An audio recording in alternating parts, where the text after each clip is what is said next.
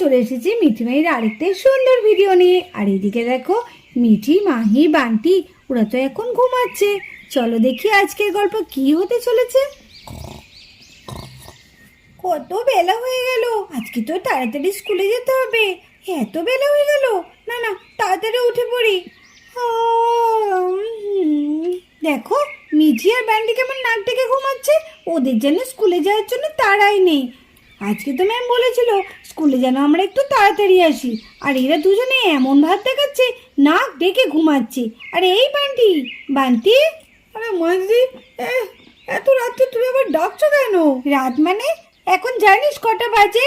সকাল 7টা বেজে গেছে, আর তুই এখন রাত্রি বলছিস? তাড়াতাড়ি ওঠ, আজকে তাড়াতাড়ি স্কুলে যেতে হবে তো। কি স্কুল? কতকার স্কুল? এটা ঘুমায় তো, আর সকালবেলায় কে স্কুলের নাম করে সব? না, মাকেই বলতে হবে এদেরকে ডাকতে, এরা না হলে উঠবে না, নাহলে আমার উপর রেগে যাবে। আমি যাই, তাড়াতাড়ি আমি ফ্রেশ হয়ে নিই গা। এদিকে ডাকবো? না না থাক, ডাকার দরকার নেই। এদিকে ডাকলেই যদি আমার উপর রেগে যায়, না থাক, ডাকার দরকার নেই। আমি বরঞ্চ আমি ফ্রেশ হয়ে নিই গা তাড়াতাড়ি। আজকে স্কুলে জানি না কি হবে, তাড়াতাড়ি যেতে হবে আজকে স্কুলে। ও কত বেলা হয়ে গেল, কি মাঝিদি তো অনেকক্ষণ আগে উঠে পড়েছে। মাঝিদি একবার আমাকে ডাকলো না, বললাম সকালবেলা আমাকে একটু তাড়াতাড়ি ডেকে দিতে। সত্যি মাঝিদিটা এখন কেমন হয়ে গেছে। আর মিঠি তো দেখে নাক দিকে ঘুমাচ্ছে। না বাবা, মিঠিকে ডাকার দরকার নেই, মিঠি ঘুমাক। মিঠি বেশিক্ষণ ঘুমালে তখনই তো মাসিমণির কাছে বকা খাবে, আর আমার বেশ আনন্দ লাগবে। ও হো, আমি বাবা উঠে পড়ি, একটু ভালো ছেলে হতে হবে না। Good bye, good bye. নে মিঠি, তুই একটু ঘুমা, একটু বকাটা বেশি করে খাবি তো, বেশি করে একটু ঘুমা তুই। আমি তাহলে আসছি, টাটা।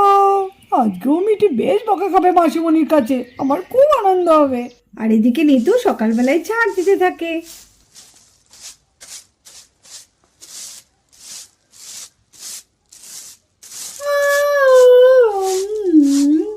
এখনো যেন আমার ঘুমটা চোখ থেকে যাচ্ছে না। এই বাস, এ তো মায়ের পড়তে বসে পড়েছে। এই রে, মাসিমণিও তো আছে, কি হবে? এতক্ষণ তোর ওঠার সময় হলো, মিঠি কোথায় গেল? নিশ্চয়ই এখনো পড়ে পড়ে ঘুমাচ্ছে। জানতাম। দেখ মাই কখন উঠে পড়তে বসেছে, আর তোর এখন ওঠার সময় হলো, আর একজন তো ওঠেইনি, একদম আরামসে ঘুমাচ্ছে। আরে মাসিমণি, তুমি আমাকে শুধু শুধুই বকছো।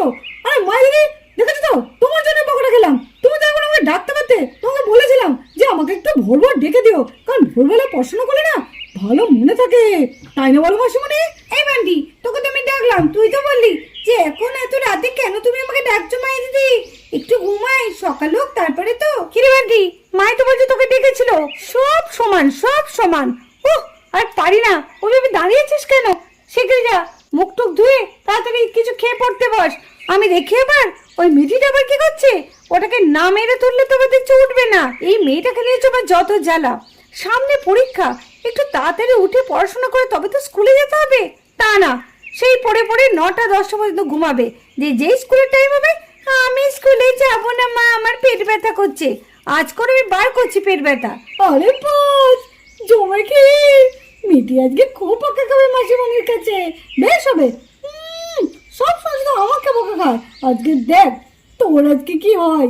কিরে, তুই আর কতক্ষণ এভাবে দাঁড়িয়ে থাকবি? যা যা, আবার নিমন্ত্রণ করতে হবে নাকি তোকে? না মাসিমণি, এই তো যাচ্ছি। রে মাসিমণি খুব চোখ খচে গেছে। আর এদিকে পায়েলও চলে আসে। কি হলো গো দিদি, সকালবেলায় তো রাগারাগি করছো কেন? কি হলো? মনে হচ্ছে তোমার মাথাটা খুব গরম হয়ে গেছে। হ্যাঁ, আর বলিস না। দেখেছিস মিঠি এখনো ঘুম থেকে ওঠেনি। প্রত্যেকদিন বলতো কার না ভালো লাগে সেই ডেকে ডেকে ডেকে ঘুম থেকে ওঠানো। এই মেয়েটা একটা দিনও সকালবেলায় তাড়াতাড়ি ঘুম থেকে উঠলো না। তুমি না সত্যি, মিঠি এখন ছোট, বড় হোক তখন সব ঠিক হয়ে যাবে। তুমি একটুতেই বড্ড বেশি রাগারাগি করো। ঠিক আছে, তুমি যাও, মিঠিকে ডাকো। তুমি কিন্তু একদম রাগারাগি করো না, আর ওকে বেশি বকো না তো।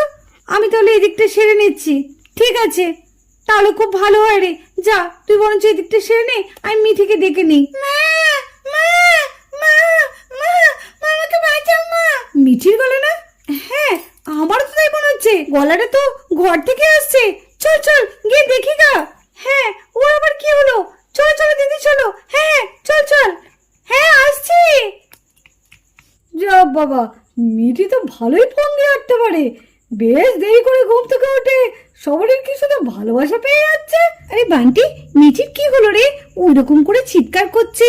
চলো দেখি গা, নিশ্চয়ই কোনো ফোন দিয়ে এসেছে, জানো তো? আমারও তাই মনে হচ্ছে। চল চল গিয়ে দেখি গা। ঠিকই বলেছিস বান্টি, আজকেও নিশ্চয়ই স্কুলে যাবে না, তার জন্যই ও ফোন দিয়ে এসেছে।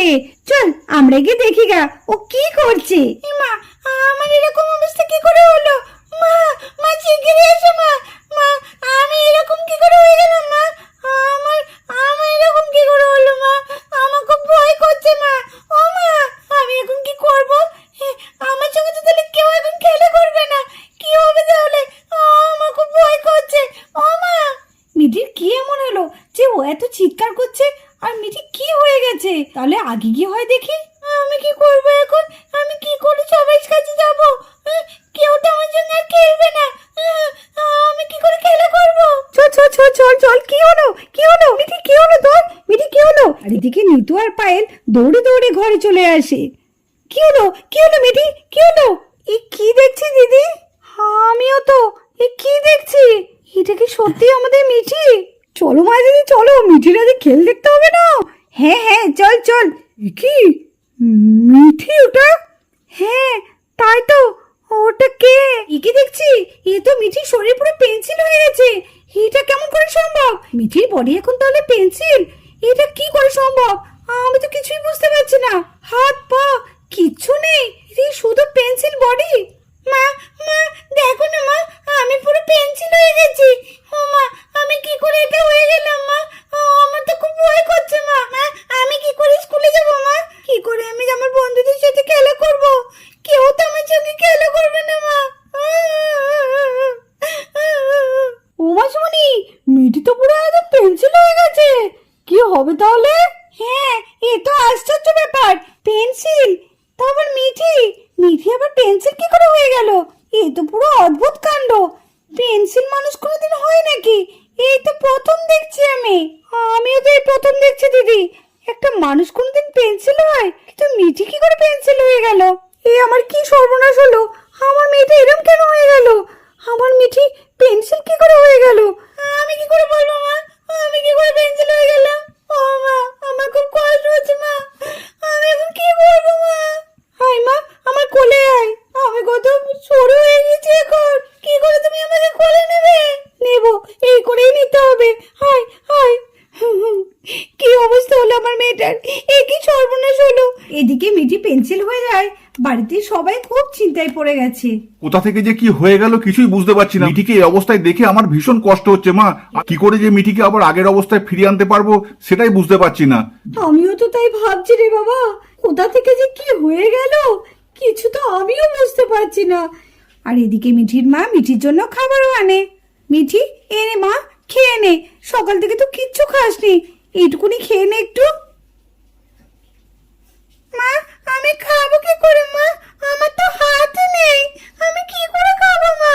সেটাও তো ঠিক, আমি তো একদম সেটা ভেবে দেখিনি। তোর তো হাতও নেই। ইগো, মেয়েটাকে কি কোনোভাবে ঠিক করা যাবে না? এভাবে চুপ করে দাঁড়িয়ে থাকবে? মেয়েটা আমার দেখো কি অবস্থা, কেমন কষ্ট পাচ্ছে দেখো। ঠিক আছে, আমি তোকে খাইয়ে দিচ্ছি। নে মা, নে, খেয়ে নে। মা, আমি খেতে পারছি না। না না, ওরম বলতে নেই, একটুখানি অন্তত খা, না খেলে তো শরীরটা খারাপ করবে। মা, আমার তো শরীরই নেই, তো খারাপ কি করে করবে? আমার তো পুরো পেন ছিল আমার শরীরটা, আমি কি করে খাবো মা? হে মা, একে জ্বালাই বললাম, মেয়েটা তো কিছু খাচ্ছেও না। আমি কি করি, কোথায় যাব, কি করে এসব ঘটলো কিচ্ছু বুঝতে পারছি না। আমি জানি না, তোমরা যেভাবে পারো আমাকে আগের মতো করে দাও, আমি আগের মতো হতে চাই।